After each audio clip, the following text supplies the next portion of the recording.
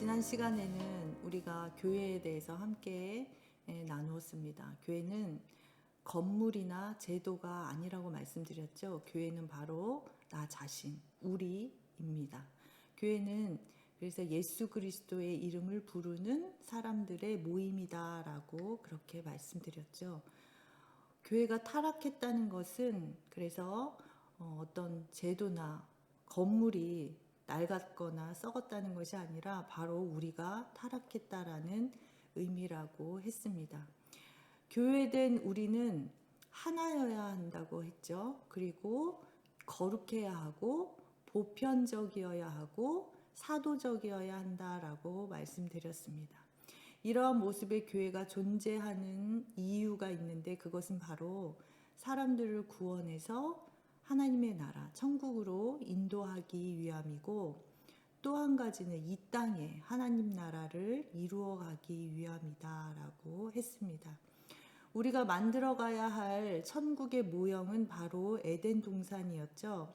그 에덴은 어떠한 곳인가? 그 에덴은 강이 사방으로 흐르는 곳, 곧 사랑이 사방으로 흐르는 곳이다라고 이야기했습니다. 또 에덴은 세속적인 사고방식을 차단하기 위한 울타리가 쳐진 곳이다라고 말씀드렸습니다.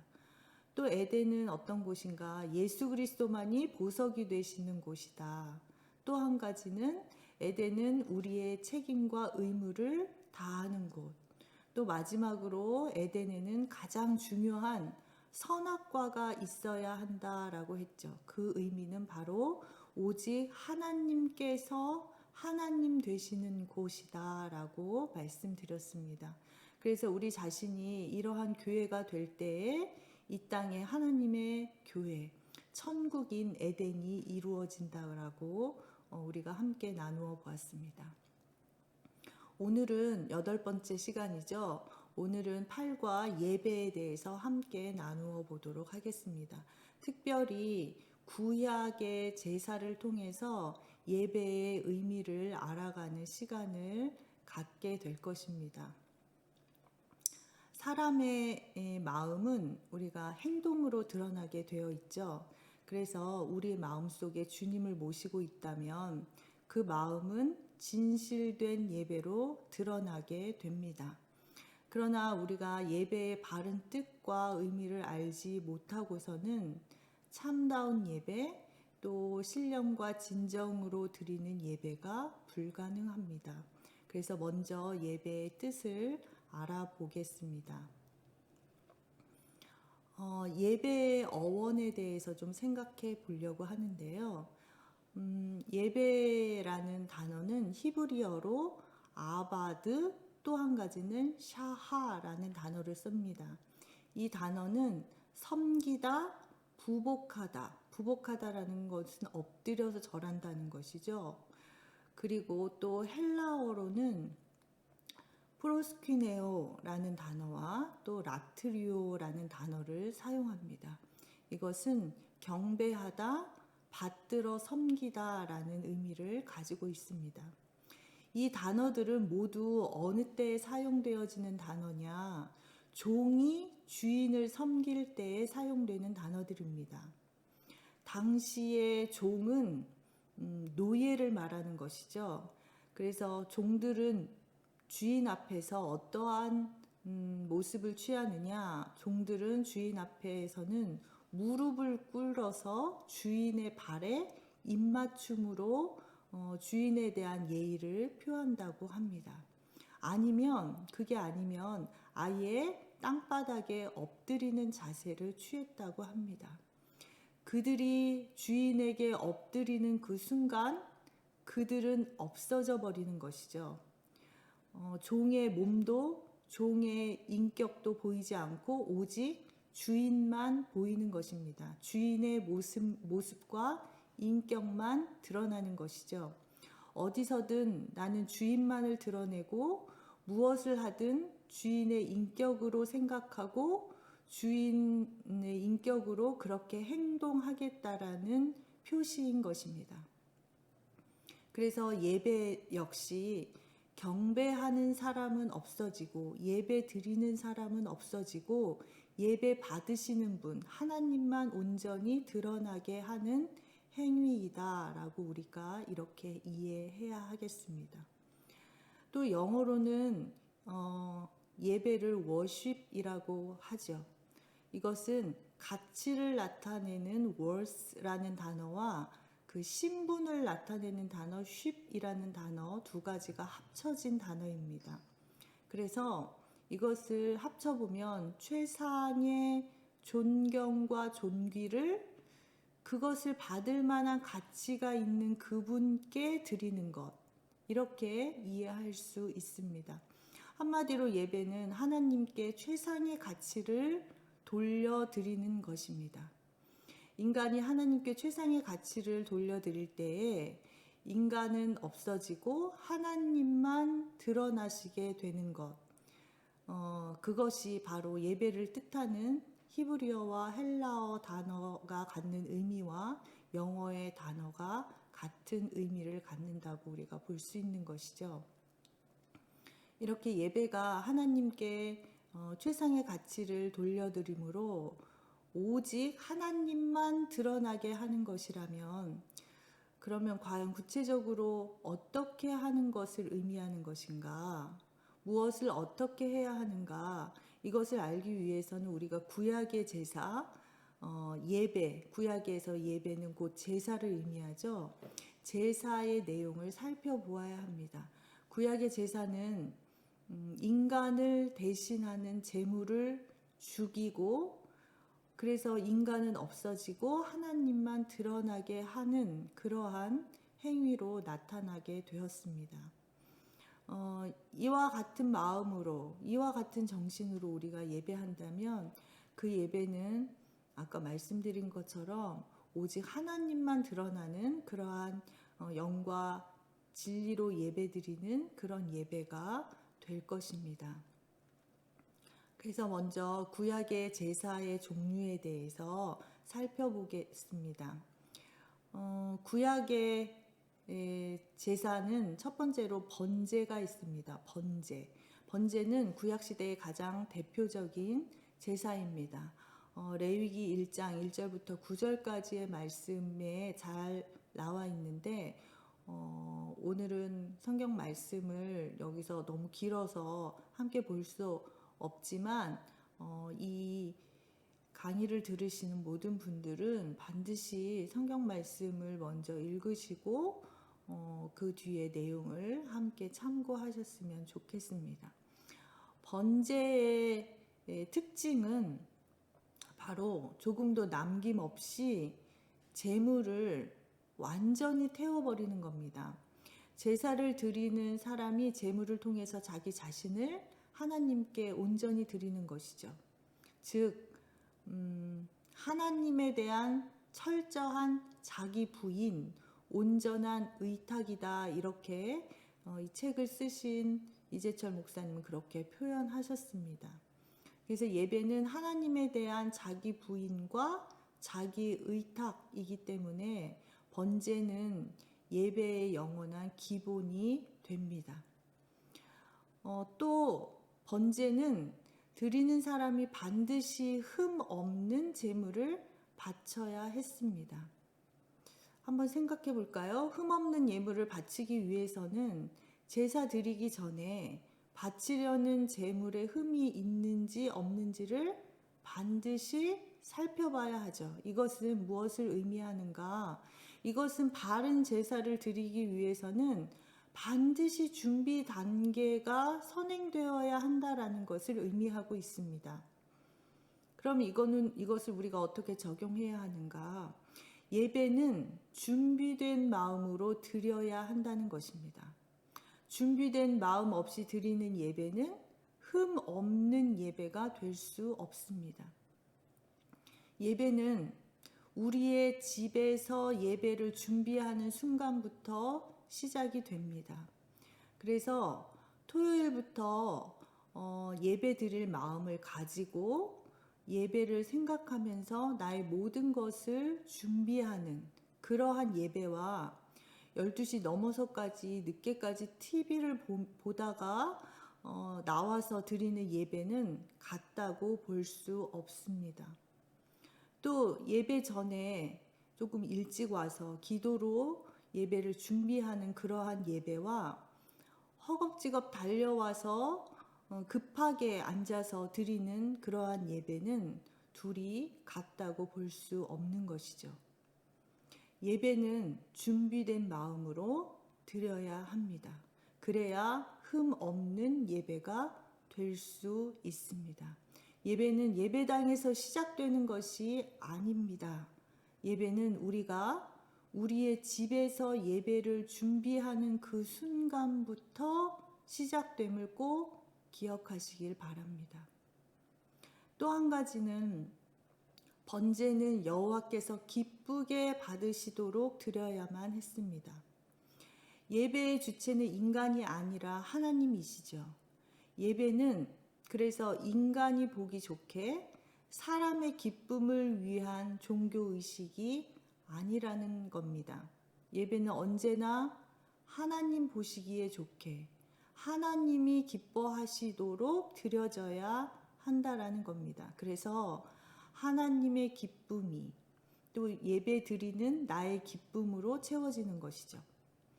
하나님 보시기에 나의 예배 가운데 어떤 부분이 미흡한지 늘 점검해 나가야 합니다.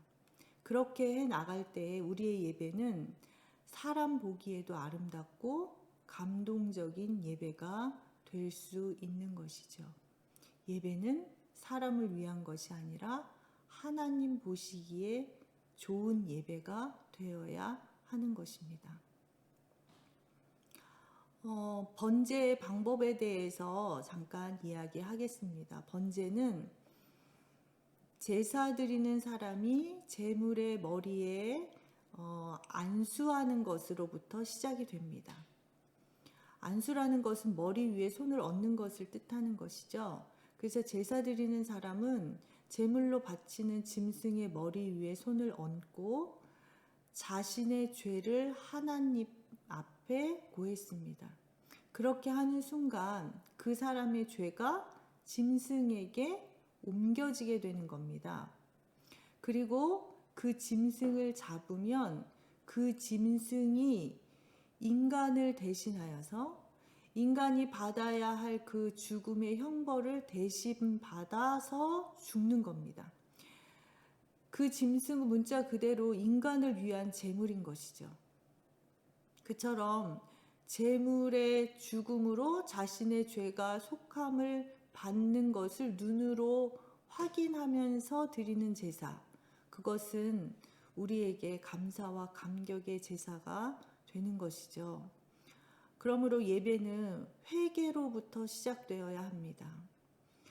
한 주간의 죄를 주님 앞에서 회개하면서 그럼에도 불구하고 나의 죄가 그렇게 많음에도 불구하고 십자가의 보혈로 변함없이 은혜를 베풀어 주시는 하나님의 사랑에 감사하면서 예배를 드릴 때에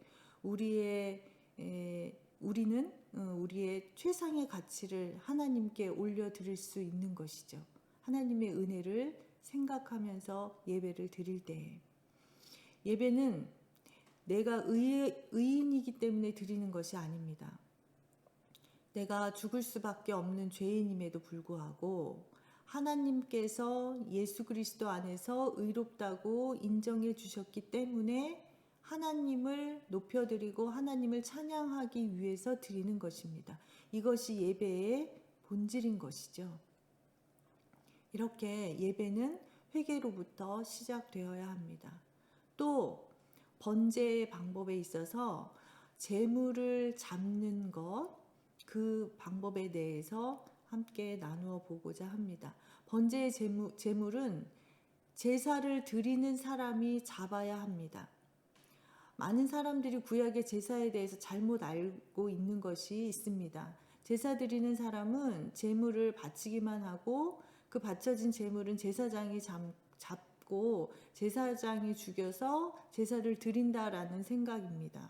그러나 레위기에서는 그 사실에 대해서 우리에게 정확하게 가르쳐 주고 있습니다. 제물을 바치는 사람이 그 제물을 죽여야 한다라고 분명히 말해주고 있습니다. 제물을 바친 사람은 제물을 죽이는 것으로 그의 역할이 끝나는 것이 아닙니다. 제물을 죽이는 것뿐만 아니라 그는 자신이 그 죽인 제물의 가죽을 벗기고 또 살코기의 각을 뜨고 또 내장과 다리를 씻는 일까지 모두 직접 해야 했습니다. 그러면 제사장은 무엇을 하느냐? 제사장은 제물의 피를 뿌리고 또 각으로 떠진 그 살코기와 잘 씻어진 그 내장과 다리를 불 위에 올려서 태우는 일만 했습니다. 제사장은 제물을 하나님께 직접 바치는 역할만 담당했다는 거예요. 그리고 제물을 잡는 일은 철저하게 제물을 드리는 사람의 일이었습니다. 하나님 앞에서 죄인된 자신의 목을 치는 심정으로 제물의 목을 치는 거예요. 하나님 앞에서 자신을 죽이는 마음으로 제물을 죽이는 거예요. 하나님께 자신의 안팎을 온전히 바치는 마음으로 제물의 가죽을 벗기는 것이고 각을 뜨는 것이고 내장을 씻는 것입니다. 그와 같이 제물을 잡으면서 제사 드리는 그 하나님 앞에서 사람이 죽는 겁니다. 제물이 죽은 것처럼 내가 죽는 것이죠. 제물과 함께 죽어버린 자신의 심령 속에 하나님이 주인으로 자리 잡기 때문에 그 제사 안에 기쁨이 충만해지는 것입니다. 예배는 설교나 성가대의 찬양을 감상하는 시간이 아닙니다. 예배는 하나님 앞에서 나 자신이 죽는 시간입니다. 그처럼 내가 없어질 때, 나 자신이 없어질 때에 나의 심령 속에, 나의 마음 속에 하나님의 말씀만이 남게 되는 것이죠. 그 말씀이 그래서 일주일 동안 나의 삶을 지배하고 나를 살리고 나를 변화시키게 되는 것입니다.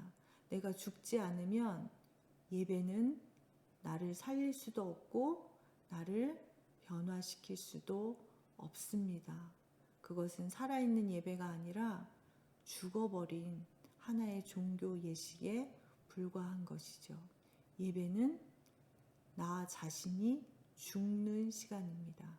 그리고 하나님의 말씀만 살아 역사하는 시간입니다.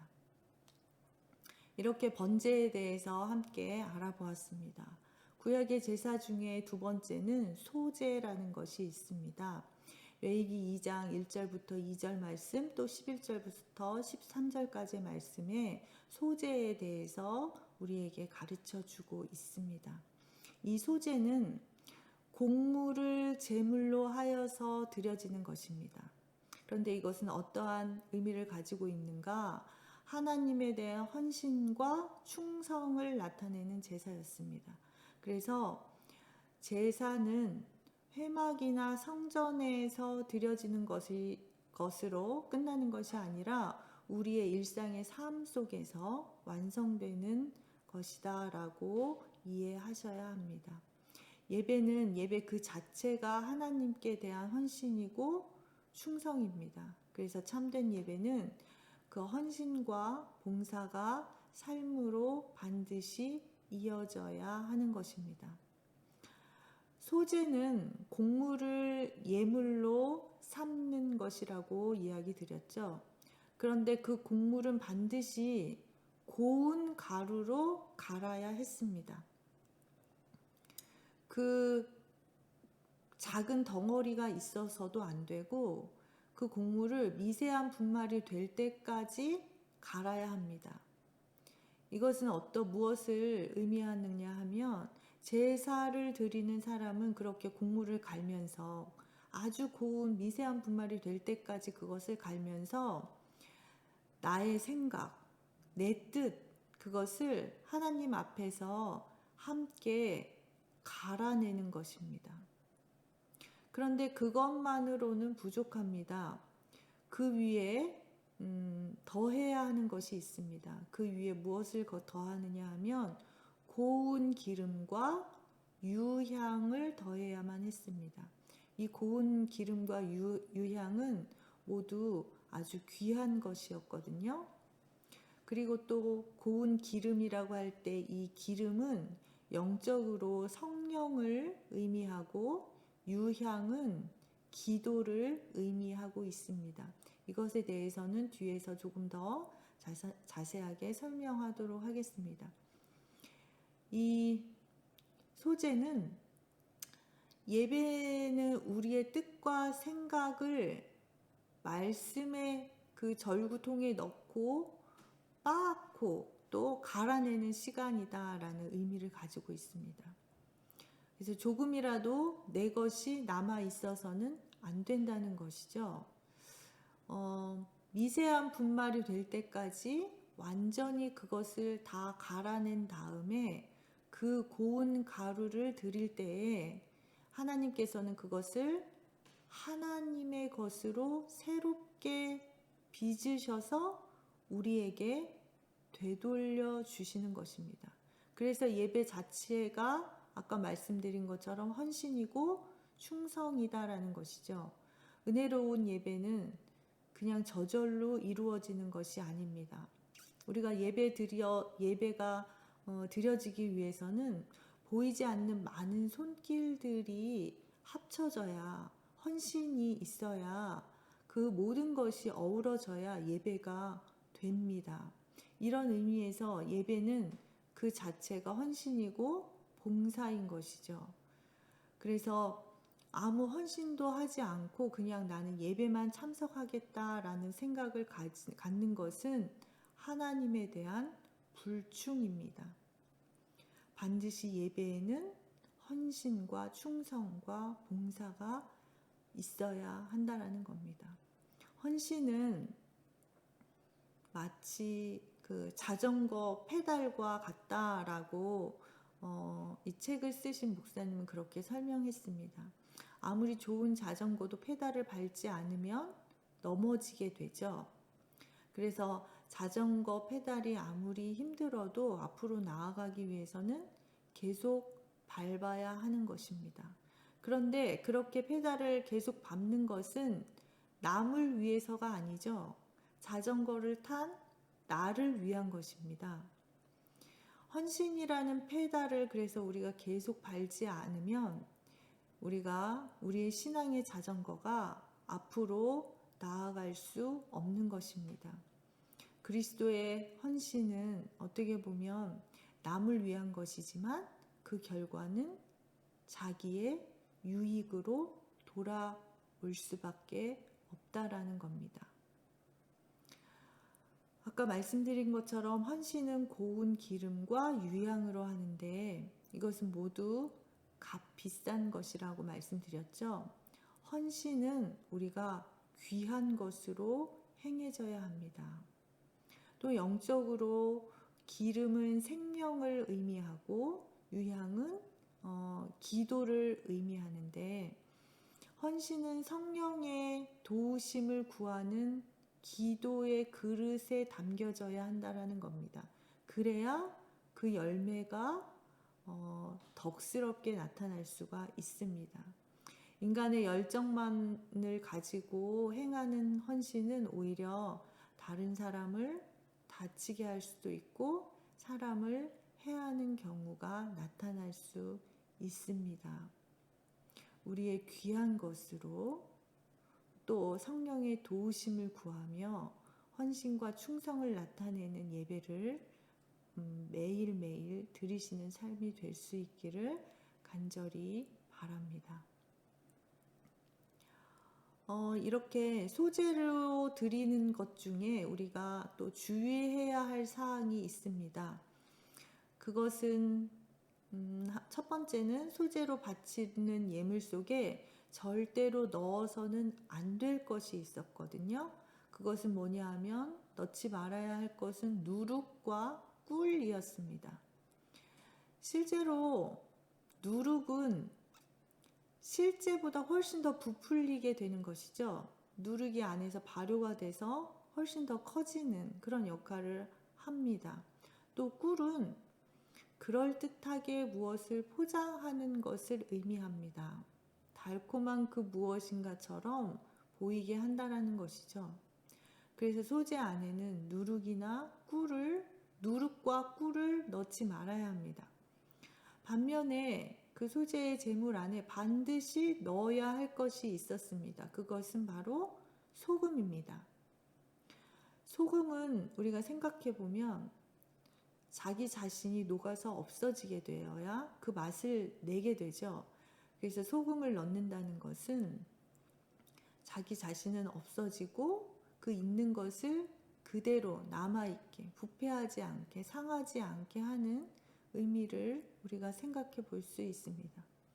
그래서 그리스도인들은 자신의 헌신과 봉사 안에 누룩 같은 거를 넣어서 자기의 행한 일, 내가 한 봉사와 헌신을 과장하면은 안 된다라는 의미를 가지고 있습니다. 또 나의 헌신과 봉사 안에 꿀을 넣어서 그럴듯하게 포장해서는 안 된다라는 것을 우리에게 가르쳐 주고 있습니다. 이렇게 하는 것은 자기 홍보입니다. 자기 PR입니다. 이것은 절대로 헌신이 될 수 없다라는 말입니다. 그래서 그리스도인은 언제나 소금이어야 합니다. 나 자신을 녹여서 나는 없어지되 그 있는 것을 상하지 않게 보존해야 하는 것이죠. 자신을 다 바쳐서 헌신하되 나는 보이지 말아야 한다는 겁니다. 그렇게 자신이 감추어질 때에만 그곳에 하나님의 일하심이 성령의 역사가 나타나게 되는 것입니다. 우리의 몸을 갈아서 우리를 없애고 또 그 안에 그 무엇인가 그럴듯한 건 넣지 말고 나를 녹여서 하나님 앞에 온전히 드리는 그러한 마음으로 우리가 예배 드릴 수 있기를 간절히 축복합니다. 구약의 세 번째 제사는 속죄제라는 것이 있습니다. 이것은 우리가 살아가면서 삶 속에서 나의 죄를 깨달아질 때마다 내 죄가 생각날 때마다 죄가 인식될 때마다 속죄를 위해서 드리는 겁니다. 내 죄를 사하기 위해서 드리는 것입니다. 그래서 제사장이나 회중이나 족장이나 평민이나 그 누구도 예외가 될 수 없는 것이죠. 우리는 모두 다 죄인이기 때문에 그 죄를 위해서는 그 누구도 속죄제를 반드시 드려야 된다는 겁니다. 그래서 이 속죄제는 모든 사람이 다 드렸습니다. 그리고 그 제사의 방법은 아까 불에 태워서 드렸다는 그 번제와 같은 방법을 취하게 됩니다. 이 제사의 특징은 죄를 깨닫는 즉시 제사를 드린다는 겁니다. 그 다음 제삿날까지 기다리지 않고 즉시 제사를 드린다는 거예요. 그래서 이것은 무엇을 의미하느냐 하면 제사와 예배와 삶이 분리되지 않고 불가분의 관계에 있다라는 것을 말하고 있는 겁니다. 그래서 우리는 예배와 삶이 절대로 분리되어서는 안 됩니다. 삶으로 이어지는 예배여야 하고 또 예배를 위한 삶이어야 합니다. 우리가 기도에 대해서 말씀드릴 때에도 기도와 삶이 함께 가야 한다고, 삶이 기도가 되어야 한다라는 말씀을 드렸듯이 예배도 마찬가지인 것이죠. 그래서 우리가 예배를 생활화하고 또 생활에 있어서 우리가 예배 드려지는 생활의 예배가 되어야 합니다.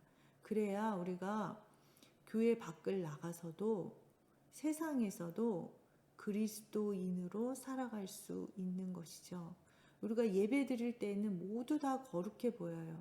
그런데 우리가 삶과 예배가 떨어져 있으면 세상에 나가는 순간, 예배당에서 예배를 드리고 나가는 그 순간 그 말씀이 우리와 떨어져 버리는 것이죠. 그래서 세상에서는 세상 사람으로, 또 예배 드리는 순간만 하나님의 자녀인 것처럼 살아가는 그러한 모습이 될 수밖에 없습니다. 그래서 우리가 예배를 생활화하고 그뿐만 아니라 우리의 삶이 예배가 될 수 있도록 그렇게 살아내야 합니다. 네 번째 구약의 제사는 속건제라는 제사가 있습니다. 이것은 무엇인가 하면 물질과 관련된 죄를 속죄하기 위한 제사입니다. 무슨 의미인가 하면 우리가 아까 속죄제라는 것을 이야기했죠. 그런데 그것은 죄를 사하기 위해서 드리는 제사라고 말씀드렸어요. 그러한 의미에서는 속건제도 속죄제에 속한다고 할 수 있습니다. 그런데 이 둘의 차이점이 있습니다. 속죄제는 돌이킬 수 없는 죄에 대해서 속죄 드리기 위해서 드리는 제사예요.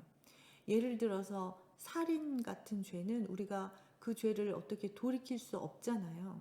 그런 죄에 대해서는 우리가 속죄제를 드리는 것이고, 속건제는 돌이킬 수 있는 죄에 대해서 그것에 대해서 사죄하고 보상하기 위한 제사입니다.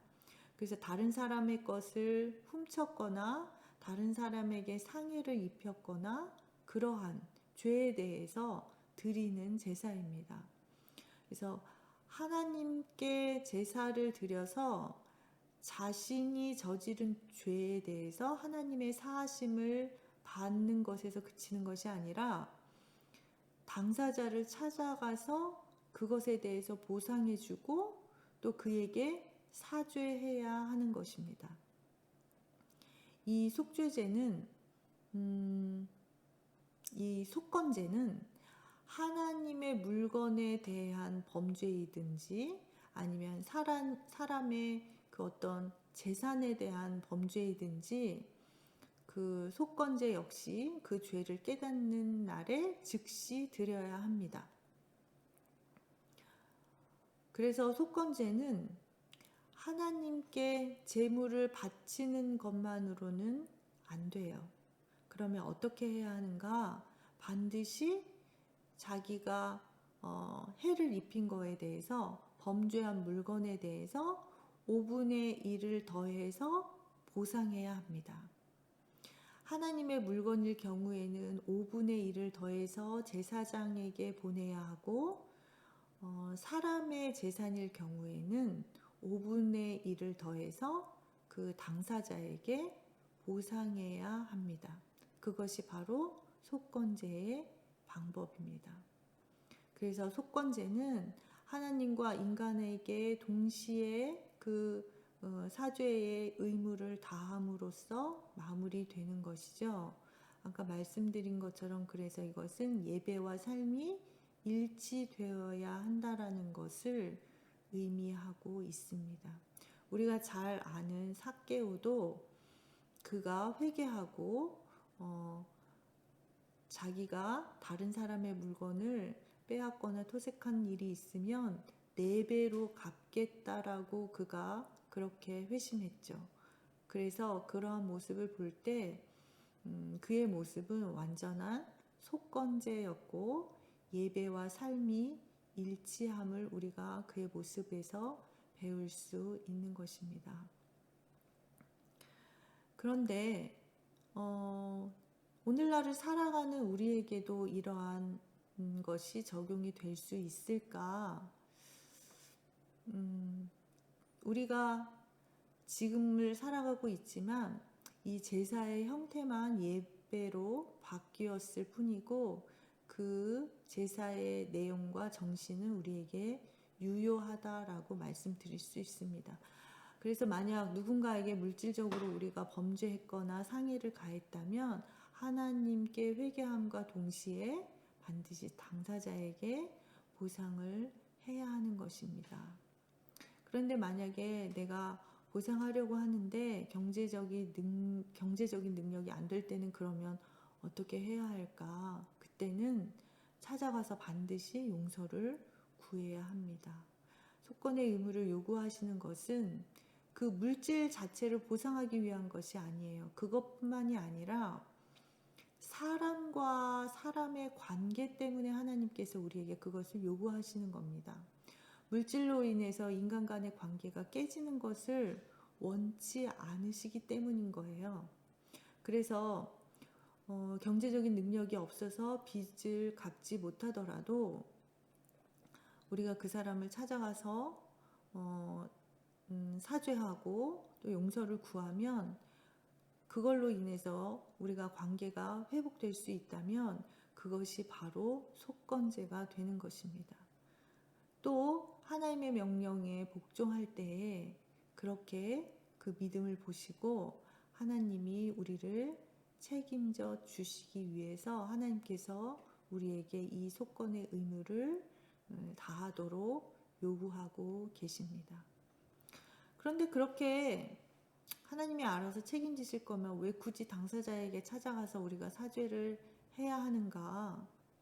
그것은 바로 정말 자기가 사죄하는 마음으로 가지만 자신의 잘못을 다른 사람에게 인정하고 용서를 구한다는 것은 정말 힘든 일이잖아요. 그래서 그러한 고통의 과정을 경험하도록 해서 다시는 같은 죄를 짓지 않도록 하기 위함입니다. 그래서 인간에게 속건의 의무를 명령하시는 것은 우리 인간이 하나님의 사람으로 바로 살아가게 하시려는 그 하나님의 사랑 때문인 겁니다. 그런데 또 이런 경우가 있을 수 있겠죠? 보상하고 싶어도 보상할 대상이 없을 때도 있습니다. 내가 보상을 해야 하겠는데 그 사람이 먼저 세상을 떠났거나 그렇게 했을 때 그 대상이 없어질 수 있잖아요. 그러면 그것은 먼저 당사자에게 먼저 보상을 해야 되고 당사자가 없으면 당사자의 가까운 친족에게 보상을 해야 합니다. 그리고 친족마저도 찾을 수 없을 때에는 제사장을 통해서 하나님께 바쳐져야 합니다. 그래서 마태복음 25장 45절 말씀에는 지극히 작은 자에게 하는 것이 내게 한 것이다 라고 주님께서 그렇게 말씀하시는데 하나님께 바쳐져야 한다라는 것은 오늘날의 의미로 생각해 본다면 어떻게 우리가 속건의 의무를 다할 수 있을까? 그것은 바로 내 주위에 작은 사람들, 지극히 작은 자에게 그 사람을 찾아가서 그에게 갚는 것. 그에게 어떤 해를 가하지 않았지만 내가 상해를 입히고 손해를 보게 한 그 사람에게 하듯이 그에게 그것을 하는 것. 그것이 바로 하나님께 바치는 것입니다. 그렇게 하나님께 돌려드리는 것이죠. 저렇게까지 해야 할 필요가 있을까라고 생각하실 수도 있을 거예요. 그런데 아까 말씀드린 것처럼 이 속건의 의무는 하나님과의 관계뿐만 아니라 인간과의 관계를 바로 서게 하고 또 뿐만 아니라 우리가 이 땅에서 하나님의 사람으로 바로 살아가기를 원하시는 하나님의 마음이고 우리에게 하신 명령입니다. 그래서 우리가 그러한 마음을 가지고 이 땅을 살아갈 수 있기를 간절히 바랍니다. 구약의 제사의 5번째입니다. 이것은 화목제입니다. 화목제의 특징은 나눔에 있습니다. 나누는 것. 그래서 레위기 7장 15절부터 18절까지의 말씀에 이 화목제에 대해서 잘 나오고 있습니다. 번제의 제물은 우리가 모두 다 태워서 하나님께 바친다고 했죠. 그런데 이 소제와 속죄제 또 속건제의 경우에는 하나님께 바쳐지는 부분을 제외한 나머지들은 제사장들의 몫이었습니다. 그런데 이 화목제는 기름은 하나님 앞에서 불태우고 제사장의 목 어느 부분인가 하면 제물의 가슴 또 오른쪽 뒷다리가 제사장의 몫이었거든요. 그것을 제외한 나머지는 어떻게 처리를 해야 하는가?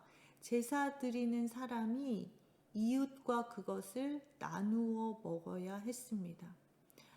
그래서 화목제는 일종의 잔치 같은 제사이고요. 또 그의 기쁨을 함께 나눌 수 있는 축제와 같은 제사였습니다. 화목제는 드리는 그 동기와 목적에 따라서 몇 가지로 나눌 수 있습니다. 그래서 첫 번째로 화목제 중에는 감사제라는 것이 있는데 이것은 하나님의 은혜에 감사해서 드리는 것이고요. 서원제라는 것은 하나님께 무엇인가 서원을 할 때에 드려지는 제사입니다. 또 자원제라는 것이 있는데 이것은 내가 하나님께 자발적으로 즐겁게 드리는 제사여서 그것을 우리가 낙헌제라고 부르기도 합니다. 그런데 거기에 반드시 지켜야 할 법칙이 있었습니다. 그것은 뭐냐 하면 감사제는 바로 당일에 제물을 다 나누어 먹어야 합니다.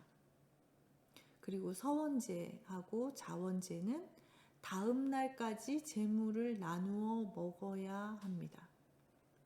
만약에 사흘째 되는 날까지 제물이 남아 있으면 그것은 반드시 불태워 버려져야 했습니다.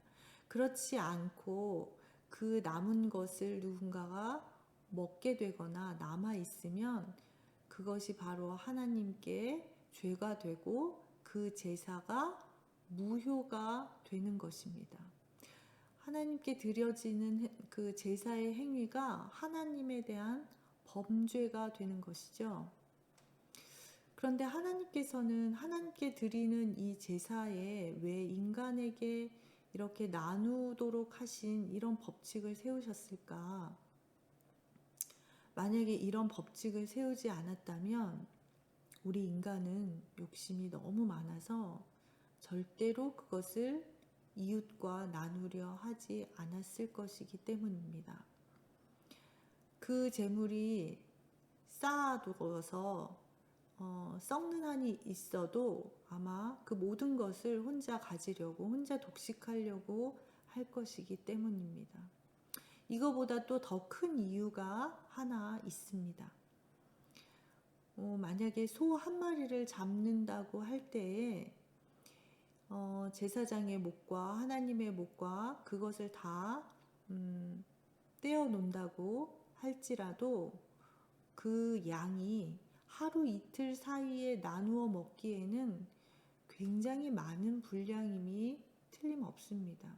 최소한 300kg의 소를 나누어서 먹으려면 주위에 내가 아는 모든 사람에게 나누어야 하는 것입니다.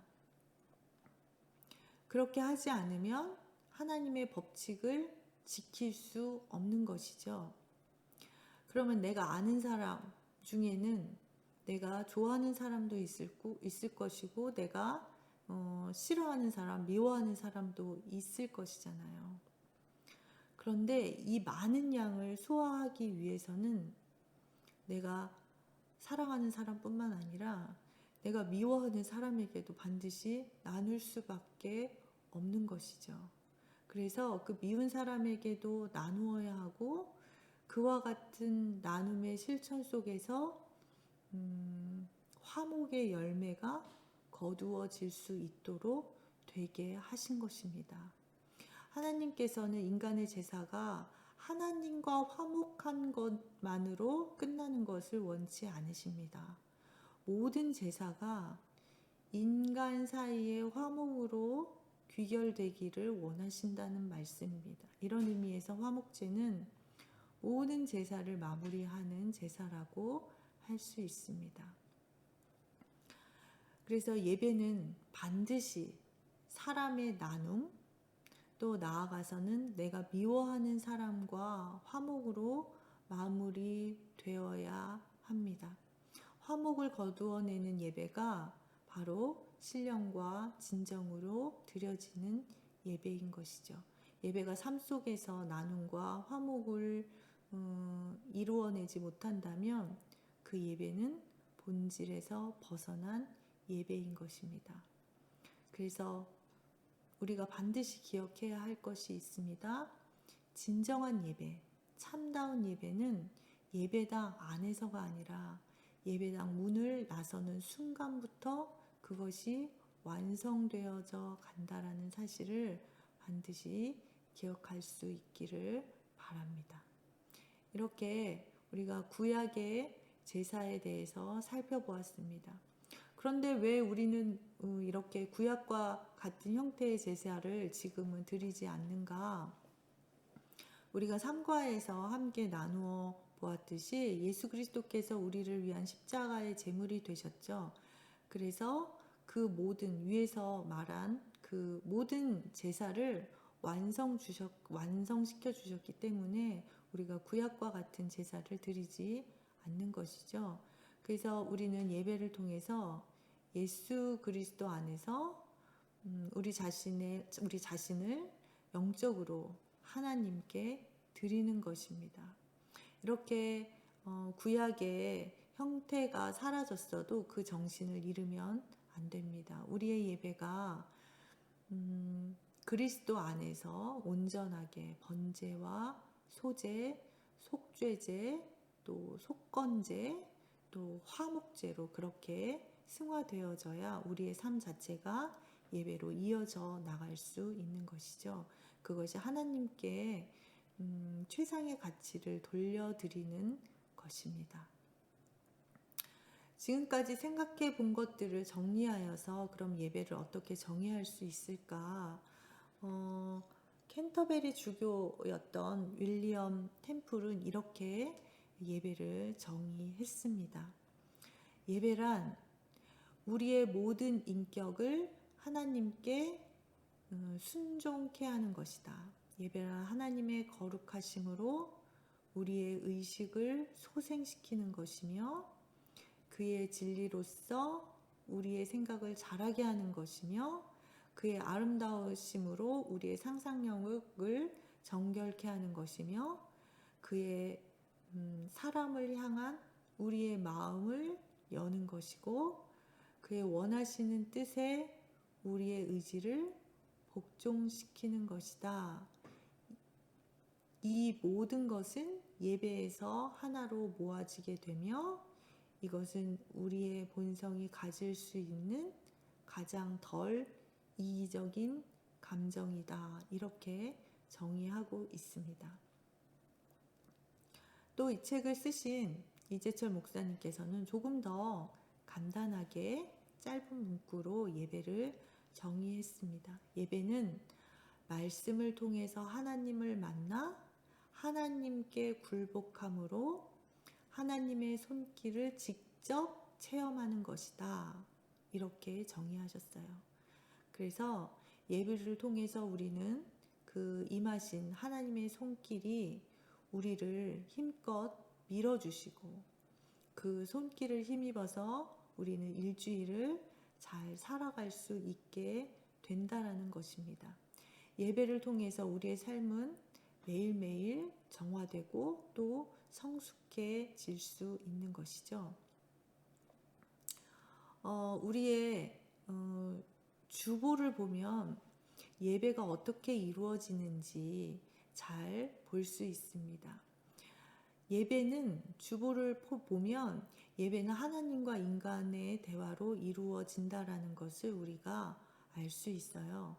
그래서 사람이 먼저 성가대가 송영을 부르면 하나님께서는 그 사회자가 읽어주는 그 하나님의 말씀, 부름의 말씀을 통해서 하나님께서는 우리에게 말씀하시죠.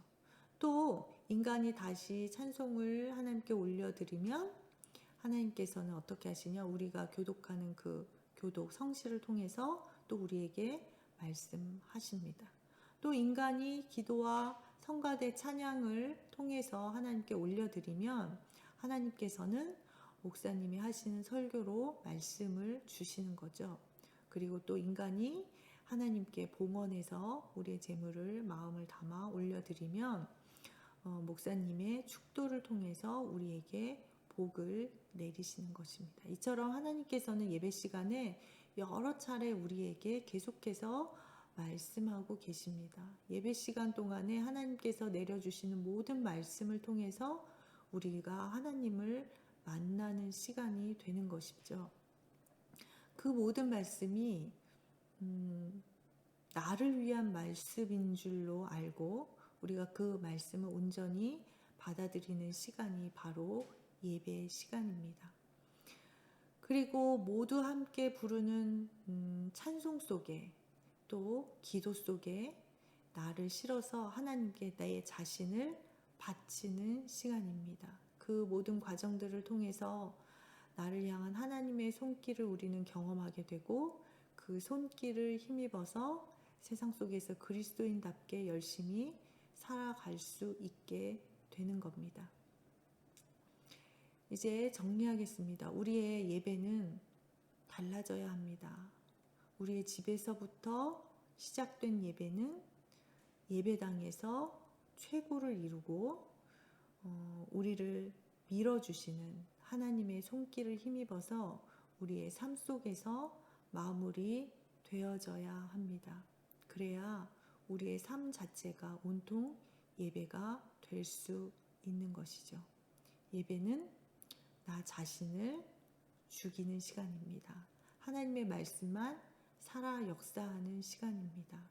예배 시간에 주님만 온전히 높임을 받으시는 그러한 예배가 될 수 있기를 간절히 소망합니다. 오늘은 여기까지입니다. 함께 해주셔서 감사합니다.